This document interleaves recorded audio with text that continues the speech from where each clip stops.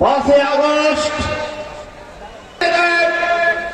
আগামীর বাংলাদেশ হবে ইসলামের বাংলাদেশ, আগামীর বাংলাদেশ হবে কোরআনের বাংলাদেশ, কোরআনের বাংলাদেশ গড়ার জন্য ভোলা মসজিদ জামাত ইসলামের নেতৃত্বে ঐক্যবদ্ধ আন্দোলনের মাধ্যমে আগামী দিনে কোরআনের রাজ কায়েমের মাধ্যমে আজকের এই কর্মী সম্মেলনের ঐতিহাসিক ভূমিকা দেখতে চাই।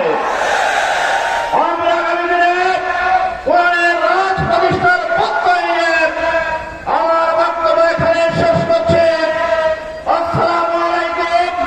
বাংলাদেশ জিন্দাবাদ, বাংলাদেশ জামাত ইসলামী জিন্দাবাদ, সংগ্রামী ভোলাবাসী জিন্দাবাদ।